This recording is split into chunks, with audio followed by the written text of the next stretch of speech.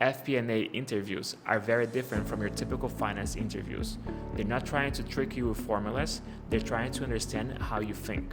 In this video, I'll show you the most common FP&A interview questions and how to answer them in a way that hiring managers actually like. This is almost always the first interview question, and most candidates waste it because they just walk through the resume. The right structure is past, present, why FP&A? Here's an answer you can use. I started in company X where I worked with data and performance metrics. Over time, I realized I enjoyed analyzing results and explaining what drove them.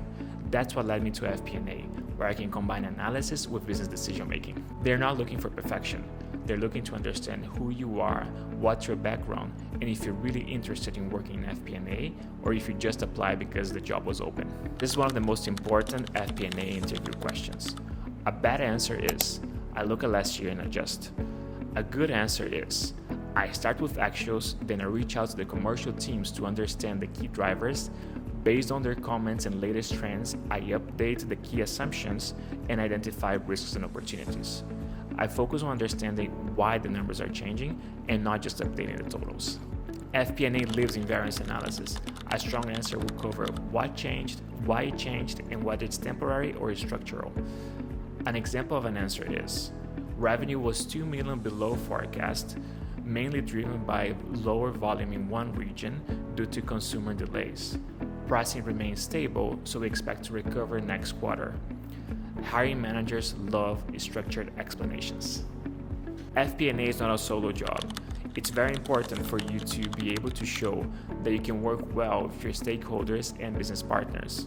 Hiring managers want to know if you can influence, if you can communicate well, and if you can challenge respectfully.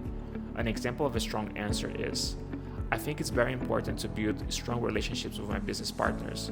So I focus on understanding the business first, then I translate the financial impact into operational terms to make sure I can communicate and work well with the entire team. This is critical for career changers and beginners.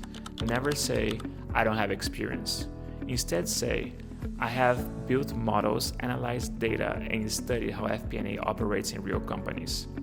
Mention mock models, case studies, dashboards, and public companies analysis. Proof of work is more important than job titles. Strong candidates ask strong questions. Example questions are, what's the forecast accuracy target and how has it been in the past few months? What does success look like the first 3 to 6 months? How does FP&A support business decisions here? Good questions make you look senior even at junior levels. FP&A interviews reward clarity, structure, and business thinking. If you want more FP&A interview prep, Excel skills, and career advice, subscribe and I'll see you next video.